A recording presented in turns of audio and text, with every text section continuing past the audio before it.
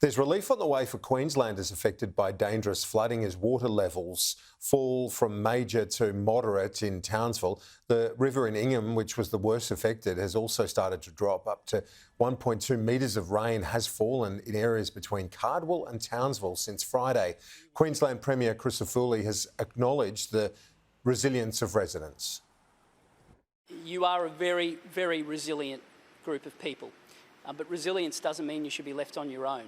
And that's why I'm here, and that's why we're all here. And I can assure you we are going to be here. And I'm here to make sure that the things that are promised to be delivered will be delivered. These are the latest warnings. People in the Hinchinbrook Shire area are being told to seek shelter immediately. Evacuation routes may be cut due to flooding. That alert has been active since Sunday. Residents in the Townsville suburbs within the Ross River Black Zone are being warned it's not safe to return yet. Those suburbs are Cludon, Hermit Park and Adalia, as well as Anunda, Railway Estate and Ross Lee. People in Giru and surrounding areas are being told to monitor conditions. Authorities are also monitoring the Horton River. Let's go live to our regular on Sky News. He's the member for Herbert, LNP member Phillip Thompson. Phil, appreciate your time. It's been a tough few days. Give us a sense of what the situation is like now there. Yeah, it's been quite tough, Kieran, for the last few days, but I've seen the best of the people of Townsville come together. Right now, while this might be just a small break in the rain, it's been pretty consistent the whole time. We've seen people's houses get water into them. We've seen people evacuated, evacuation centres, some of them are full. It has been a scary time, but it's been a time when the police, the Australian Defence Force and emergency services have come together to make sure that people are safe.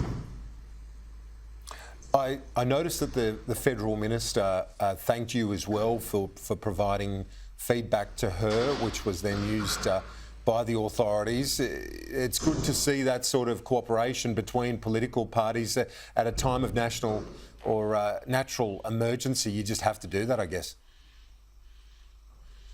Yeah, Kieran, to be honest, mate, I don't care how people vote.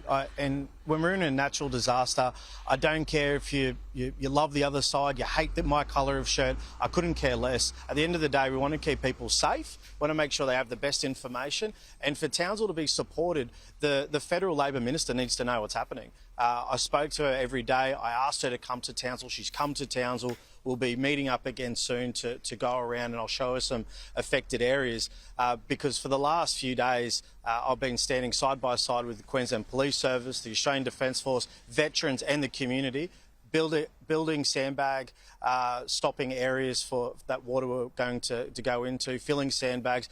Mate, there was a really, really tragic circumstance that happened recently, and we got a solution. There was a lady with cerebral palsy.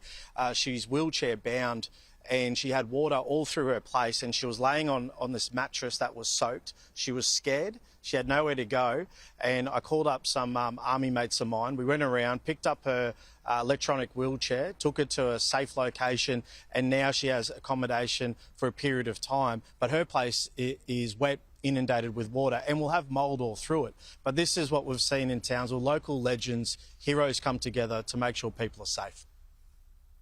Yeah, that's wonderful. Great to see the community chipping in where needed, and for those most vulnerable too, Phil.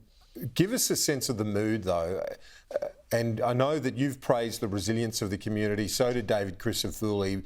But what's the mood like, given I don't think you've seen anything of this magnitude in terms of the rain and flood event? It's certainly not been something that we've seen in Townsville in recent years. No, it's been a long time, about 6 years since the 2019 flood occurred. People have been through natural disasters in the north, and the people I've spoken to, they've said they've been through cyclones, been through floods, but every natural disaster is different. So that's why people are listening to the warnings from the emergency services.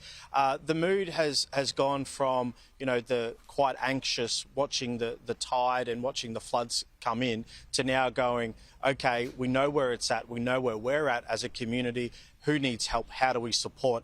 The amount of messages that I've been getting of people wanting to help each other, help their neighbour, is truly remarkable. And the mood on the ground is that. It is, we are here to help each other, we are here to look after each other.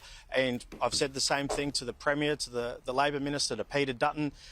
This is where the work happens now, because people's homes and livelihoods have been wrecked, and we need to come together and make sure that we support them through the clean-up, through the recovery, and then post after. Phillip Thompson joining us from Townsville. Thanks. I appreciate you making the time. I know it's a busy period for you helping out too, so thanks.